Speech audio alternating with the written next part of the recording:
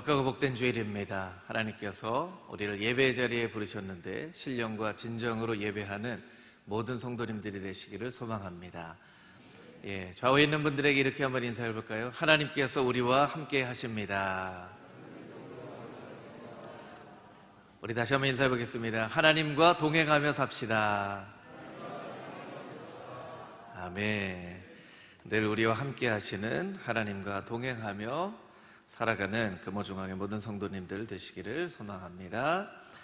이번 주 암송구절 우리 같이 암송하고 하나님 말씀 나누도록 하겠습니다. 베드로전서 2장 9절 말씀 우리 같이 암송해 보겠습니다. 시작.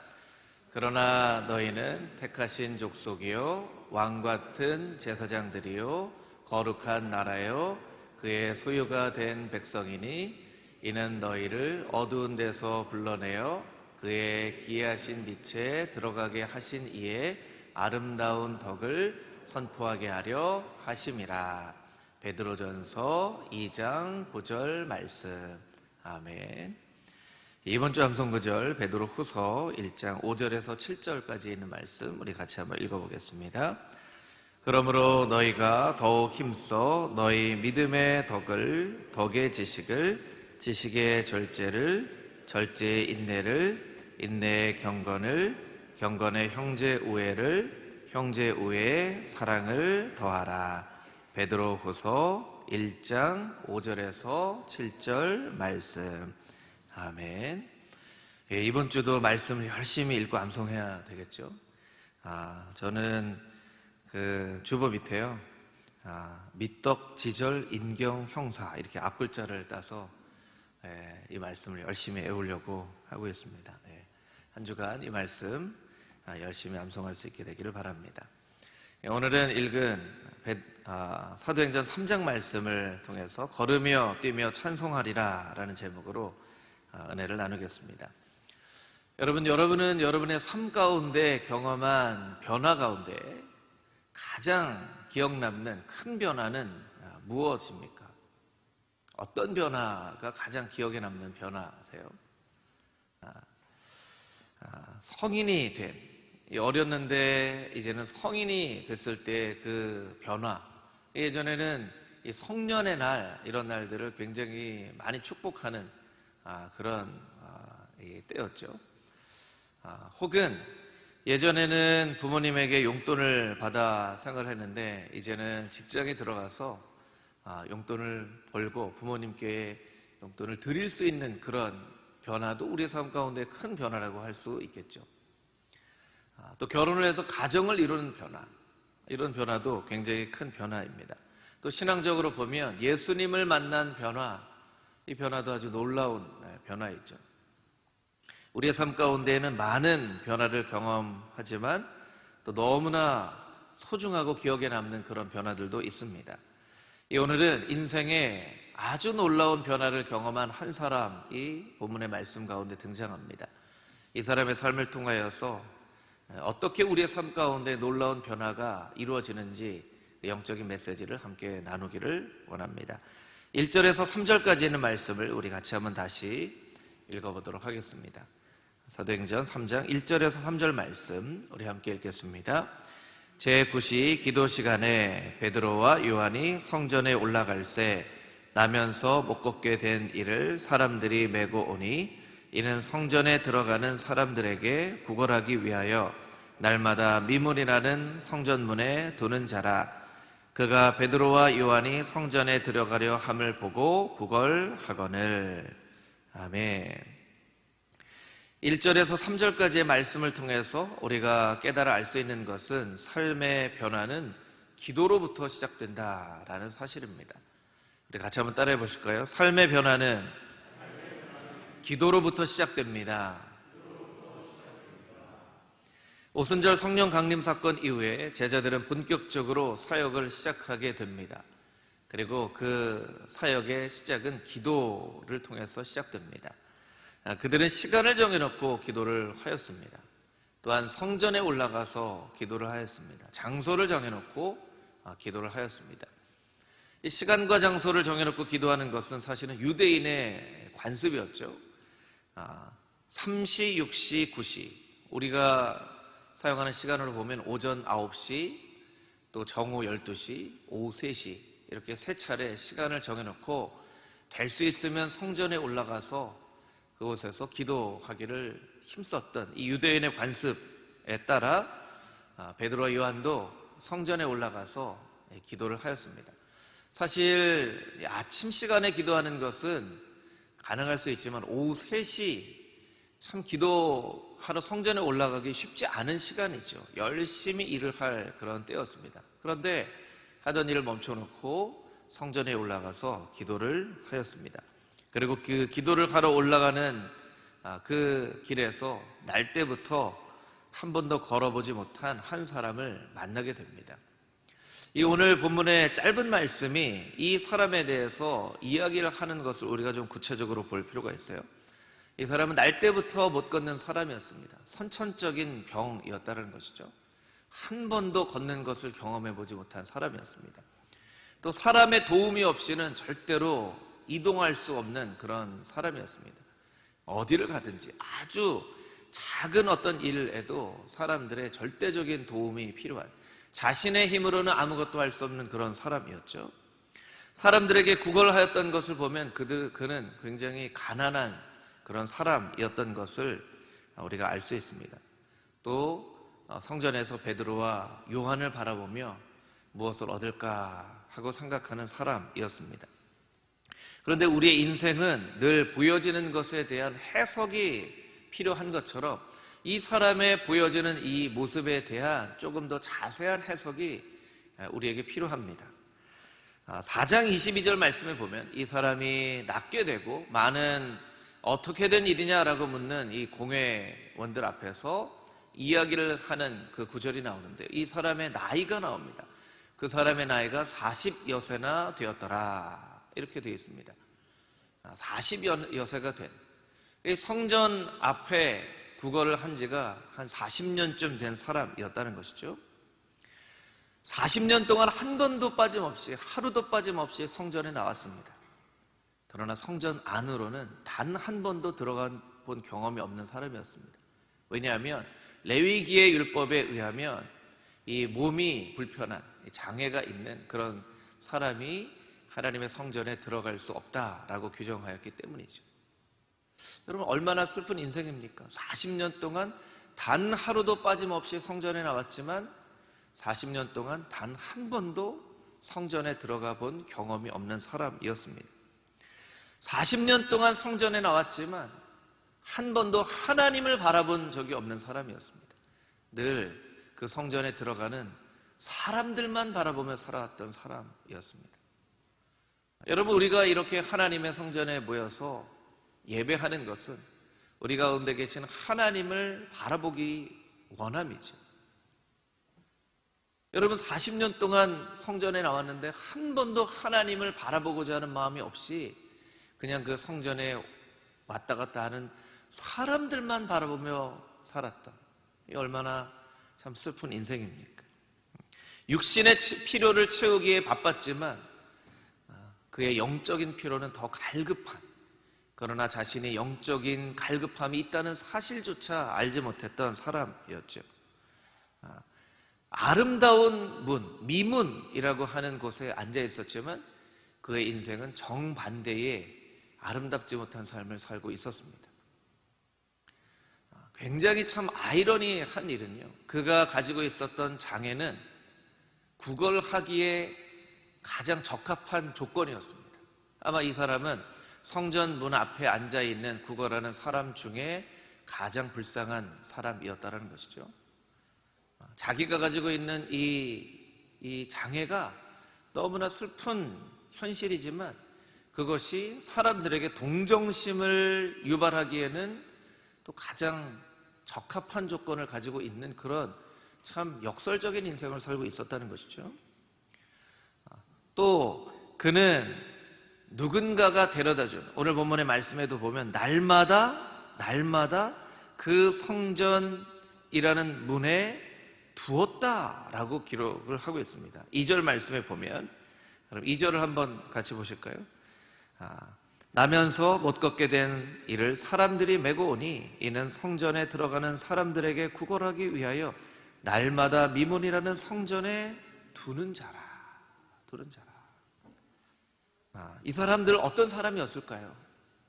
성경은 이 사람들에 대해서 정확하게 이야기하고 있지는 않지만 친구일 수도 있고 이 사람을 통해서 무언가 이득을 얻기 원하는 약탈자일 수도 있는 그런 사람들과 함께 살 수밖에 없는 그런 사람이 바로 이 날 때부터 한 번도 걸어보지 못한 이 사람이라는 것이죠. 여러분, 오늘 본문 말씀을 보면서 우리가 이렇게 한번 질문을 해볼 수 있다라는 것이죠. 혹시 나의 모습이 이 사람의 모습과 같지 않은가? 나의 모습이 이 사람의 모습과 같지 않은가?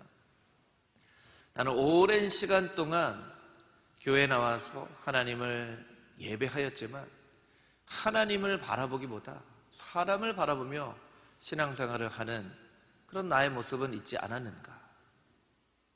한번 우리의 모습을 돌아볼 필요가 있다라는 것이죠. 성전의 뜰만 밟고 그냥 돌아가는 그런 인생, 그런 신앙은 아니었는가? 돌아볼 필요가 있다는 것이죠.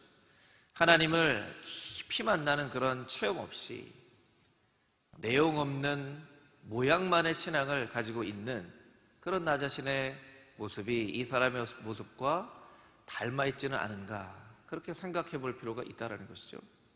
혹은 나 자신의 모습이 이 사람의 모습과 같지 않다 하더라도 우리 주변에 있는 어떤 사람의 모습과 닮아있지는 않은가? 이렇게 생각해 볼 필요가 있다라는 것입니다. 불행과 절망에 사로잡혀 있지만 정말로 자신에게 필요한 것이 무엇인지조차 알지 못한 채 살아가는 우리 주변에 있는 어떤 사람들, 때로는 가족 중에 한 사람일 수도 있고 친구 중에 한 사람일 수도 있는 그 사람의 모습, 이 날 때부터 걷지 못하는 이 성경에 나와 있는 사람의 모습과 같지 않은가? 한번 생각해 볼 필요가 있다라는 것이죠. 주변에 많은 사람들이 있지만 그 사람이 친구인지 나를 통하여 이득을 얻기 원하는 사람인지조차 알지 못한 채 살아가는 그런 우리 주변에 있는 어떤 사람의 모습과 닮아 있다라고 우리가 생각해 볼 수도 있다라는 것입니다. 그런데 우리가 이 사람의 모습을 살펴보면서 우리가 깨달아 알 수 있는 한 가지는 이 사람이 시간을 정해놓고 장소를 정해놓고 하나님 앞에 기도하러 나아갔던 베드로와 요한을 만남으로 놀라운 변화를 경험하게 된다는 것입니다. 여러분, 기도하는 한 사람을 만나야만 합니다. 또한 내가 하나님 앞에 기도할 수 있는 그런 한 사람이 되어져야만 합니다. 여러분, 여러분의 삶 가운데 변화하고 싶은 어떤 부분이 있으십니까? 나 자신의 모습을 볼 때, 이런 모습은 좀 바뀌었으면 좋겠다. 여러분의 가정을 볼 때, 우리의 가정 가운데 좀 이것만큼은 좀 바뀌었으면 좋겠다. 혹은 여러분의 주위에 있는 어떤 사람을 바라보면서 안타까운 마음으로 저 사람의 인생이 좀 바뀌었으면 좋겠다라고 생각하는 어떤 그런 모습이 여러분의 마음 가운데 있으십니까? 그렇다면 여러분이 간절한 마음으로 하나님 앞에 기도해야만 합니다. 하나님, 내가 하나님 앞에 기도하는 사람 되게 하여 주시고 또한 나에게 기도하는 한 사람 만나는 놀라운 축복을 허락하여 주시사 삶에 그 원하던 변화를 맛보며 이루게 하여 주시옵소서. 그렇게 하나님 앞에 간절한 마음으로 간구하며 기도해야만 한다는 것입니다. 여러분, 기도는 기적을 준비합니다. 기도는 기적을 잉태합니다. 한번 해볼까요? 변화를 이루는 능력은 예수 그리스도의 이름에 있습니다. 할렐루야.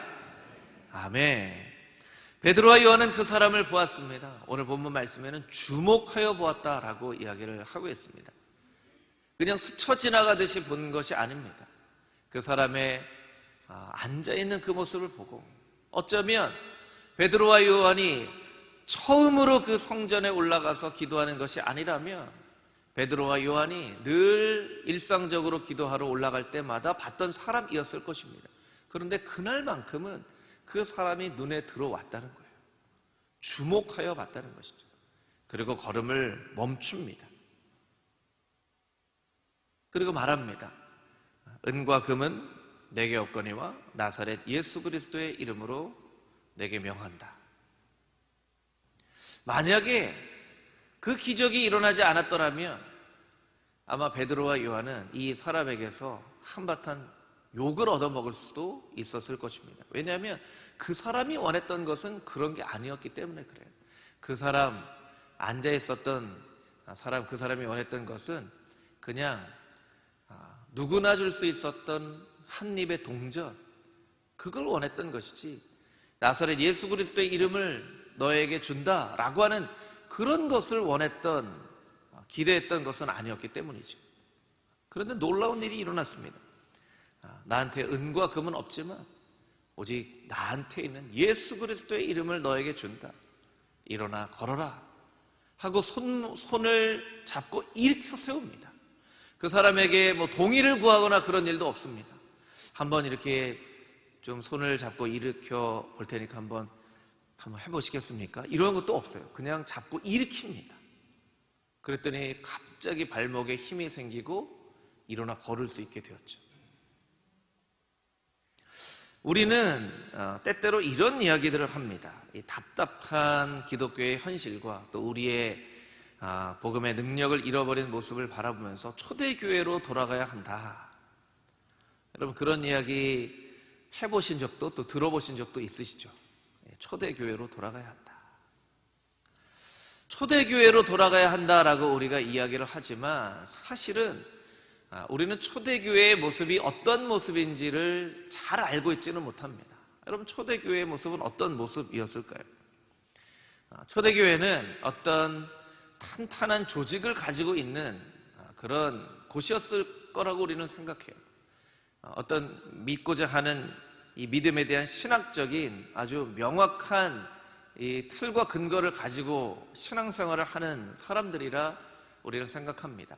무엇을 믿는지에 대한 그 의미를 누구보다도 잘 알고 있는 사람들이라고 우리는 초대교회 성도들을 그렇게 여기는 우리의 모습이 있다라는 것이죠. 그런데 역사적으로 보면 사실은 우리가 알고 있는 구원의 의미, 또 믿음으로 의롭다 여기심을 받는 칭의에 대한 것, 성화의 삶, 또 은혜, 복음, 성도의 삶과 같은 우리가 경험하는 그런 신학의 이 토대는 이 사도행전으로부터 한 15년이 지난 이후에야 시작되기 했어요. 사도 바울의 바울 서신으로부터 시작된 것이죠. 심지어는 그리스도인이라는 말 자체도 지금 베드로 요한이 이 사람을 일으켜 세운 이 사건이 있었던 시점으로부터 10년쯤 지난 이후에 사도행전 11장에나 등장을 하게 됩니다. 우리 사도행전 11장 26절 말씀을 자막으로 같이 한번 읽어볼까요? 우리 한 목소리로 같이 읽겠습니다. 만남에 안디옥에 데리고 와서 둘이 교회에 1년간 모여 있어 큰 무리를 가르쳤고 제자들이 안디옥에서 비로소 그리스도인이라 일컬음을 받게 되었더라.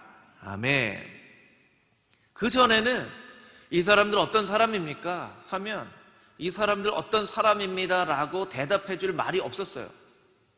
이 사람들 뭐 유대인이니까 유대교를 믿는 사람들인 것 같은데 또 유대인들하고는 또 좀 다른 삶을 살아가는 것 같고 이 사람들 뭐 예수를 따르는 사람들이라고 하는데 어떤 사람들인지 모르겠어요. 이 크리스찬들에 대해서 분명하게 이야기를 할 만한 그런 이름조차 없었다라는 거예요. 10년이나 지난 뒤에 그 이름을 그제서야 갖게 되었다는 것이죠. 초대교회 그리스도인들, 이 사람들은 어떤 사람이었습니까? 정체불명의 사람들이었습니다. 그들 스스로가 나는 어떤 사람입니다 라고 이야기할 수 있는 이름조차 없는 사람들이었습니다. 그들은 그들의 신앙의 내용이 무엇인지도 때로 명확하게 알지 못했던 사람들이었습니다. 그런데 놀라운 사실은요, 그들은 정체불명의 사람들이었지만 한 번도 흔들려 본 적이 없는 사람들이었어요. 그들은 많은 것을 알고 있지는 않았지만 무엇을 믿고 있는지 아주 분명히 알고 있는 사람들이었다는 것입니다. 그들은 오직 예수 그리스도밖에 모르는 사람이었지만 그들에게 있었던 복음은 말이 아니라 능력으로 경험되어졌던 놀라운 비밀을 가진 사람들이었다라는 것입니다. 오늘 우리는 너무나 많은 것을 알고 있습니다. 우리는 우리가 누구인지를 너무나 잘 알고 있습니다. 그런데 초대교인들이 가지고 있었던 그 신앙, 나는 오직 아는 것이라고는 예수 그리스도밖에 없습니다 라고 하는 그 초대교회 성도들의 복음의 능력을 우리의 삶 가운데는 찾아보기가 참 쉽지 않습니다. 여러분에게 있어서 복음은 말입니까? 능력입니까? 여러분은 매주 또한 매일의 삶을 살아갈 때 복음의 능력을 삶 가운데 직접 체험하시면서 살아가고 계십니까? 기적을 경험하며 살아가고 계십니까? 우리는 이 베드로와 요한의 모습을 통하여서 우리가 어떤 삶을 살아가야 할지 곰곰이 생각을 해봐야만 합니다. 흔들림 없는 믿음,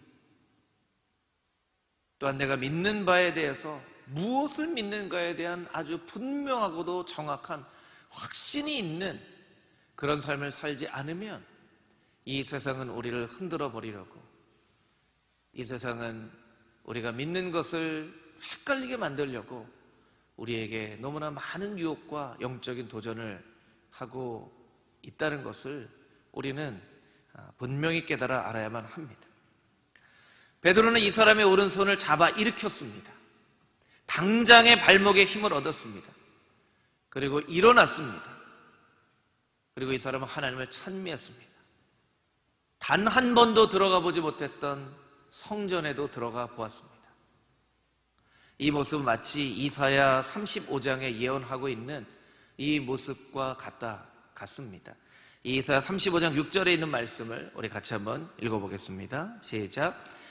그때에 저는 자는 사슴같이 뛸 것이며 말 못하는 자의 혀는 노래하리니 이는 광야에서 물이 솟겠고 사막에서 시내가 흐를 것임이라. 아멘. 일어났고 걸었고 뛰었고 성전에 들어가서 하나님을 찬미했던 이 사람의 잡은 손은 베드로의 손이었지만 그 베드로의 손을 통하여 예수 그리스도의 권능이 이 사람의 인생 가운데 흘러가게 되었습니다. 여러분, 우리가 예수 그리스도의 이름을 온전하게 믿고 말로가 아니라 능력으로 나타나는 복음의 그 놀라운 확신 가운데 있다면 우리의 손은 기적을 이루는 예수 그리스도의 손이 되어지는 것입니다. 여러분, 여러분의 손을 이렇게 한번 좀 들어봐 주시겠어요? 손을 한번 들어봐 주세요. 네. 여러분, 예수 그리스도를 온전히 믿고 따르는 이 여러분이 바라보는 이 손이 기적을 이루는 예수님의 손이 되어줄 수 있게 되기를 주님의 이름으로 축복합니다. 여러분이 여러분의 손을 날마다 붙잡고 하나님 앞에 간절한 마음으로 기도할 수 있게 되기를 바랍니다. 하나님, 이 손이 사람의 손이나 내가 예수 그리스도를 온전히 믿고 따를 때 베드로와 같은 예수 그리스도의 기적이 나타나는 놀라운 손이 되게 하여 주시옵소서. 간절한 마음으로 간구할 때 기적의 놀라운 주인공이 되어질 수 있는 금호종강의 모든 성도님들이 다 되시기를 주님의 이름으로 축복합니다. 아멘. 우리 마지막으로 9절, 10절 말씀을 같이 한번 읽겠습니다. 9절, 10절 말씀입니다. 함께 읽겠습니다. 모든 백성이 그 걷는 것과 하나님을 찬송함을 보고 그가 본래 성전 미문에 앉아 구걸하던 사람인 줄 알고 그에게 일어난 일로 인하여 심히 놀랍게 여기며 놀라니라. 아멘. 그 한 사람의 변화는 한 사람의 변화로 끝나지 않았습니다. 우리가 마지막으로 붙잡아야 될 메시지는 한 사람의 변화가 많은 사람의 삶의 변화를 가져옵니다 하는 것입니다.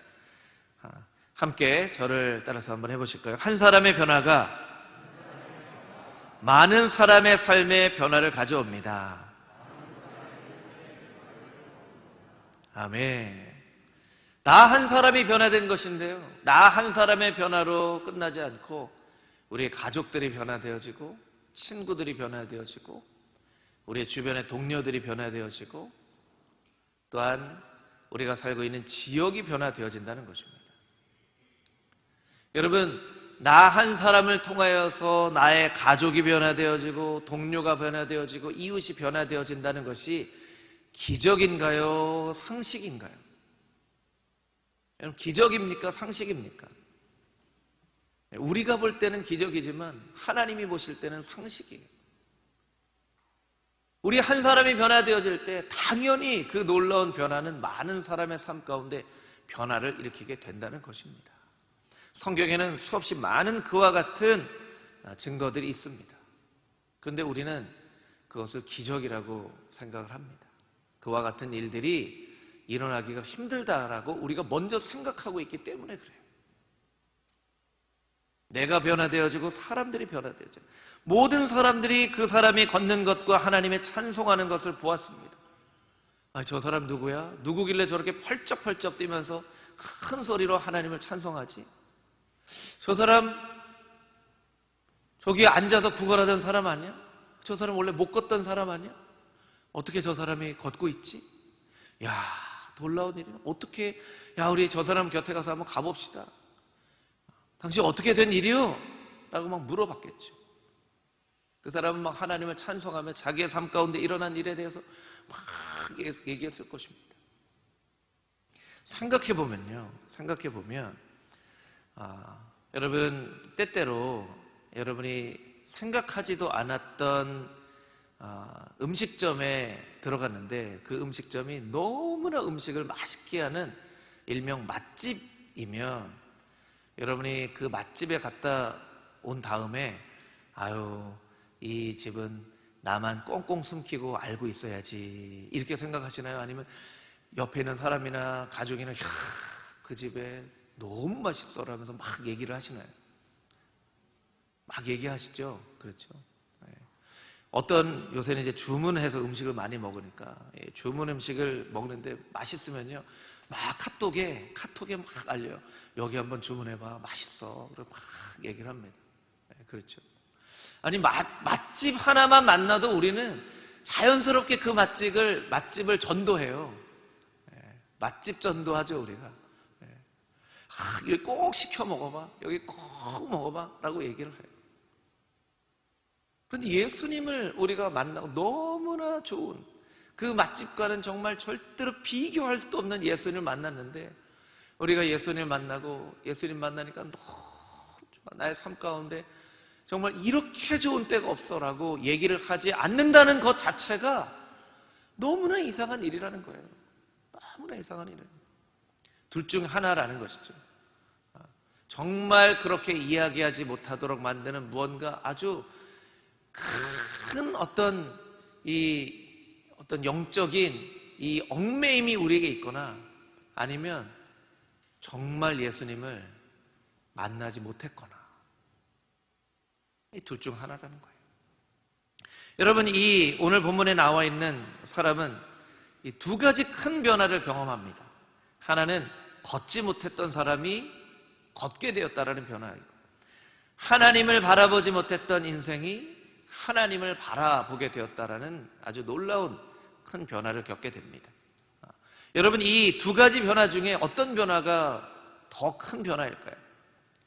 걷지 못했던 사람이 걷게 되었다는 변화, 객관식으로 여쭤보겠습니다. 1번, 하나님을 바라보지 못했던 인생이 하나님을 바라보게 되었다는 변화, 그것이 2번.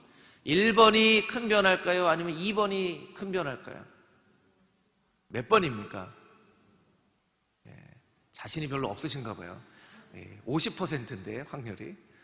1번이라고 생각하세요? 아니면 2번이라고 생각하세요? 제가 여러분에게 이렇게 물어본다면 아마 대답은 달라질 거예요. 여러분의 삶 가운데 만약 두 가지 변화 중에 한 가지만 선택할 수 있다면 여러분은 무엇을 선택하시겠습니까? 여러분이 날 때부터 한 번도 걸어보지 못한 사람이에요. 하나님 말씀해 주시는 거예요. 너가 이제 선택을 할 수 있어. 하나는 걷게 되는 거야. 또 하나는 사람만 바라보고 살았는데 이제 하나님을 바라보며 살 수 있게 되는 거야. 둘 중에 한 가지만 선택할 수 있어. 무엇을 선택하겠느냐? 여러분 어떤 선택을 하시겠습니까? 나는 못 걸어도 괜찮아요. 못 걸어도 하나님 바라보며 살고 싶어요. 이렇게 선택하실 수 있으시겠습니까? 하나님은 나중에 바라볼 수도 있지. 일단 걷고 보자. 이렇게 선택하시겠습니까?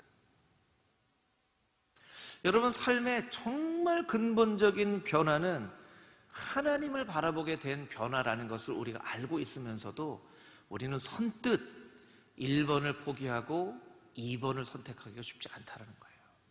그것이 우리의 한계라는 것입니다.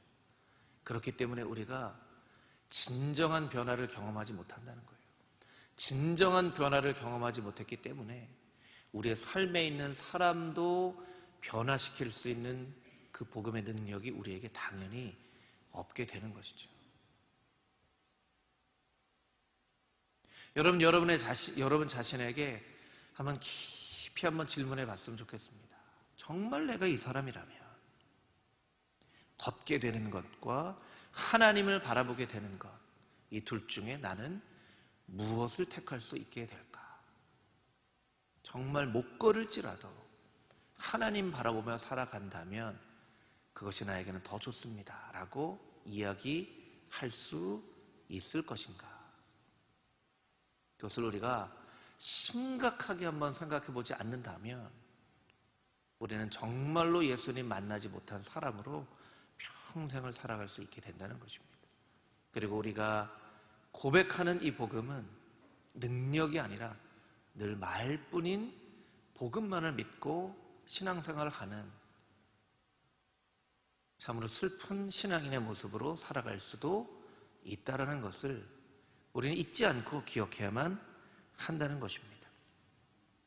여러분 이 말씀으로 여러분을 축복하기 원합니다. 더 간절한 눈으로 예수 그리스도의 십자가를 바라볼 수 있게 되기를 주님의 이름으로 축복합니다.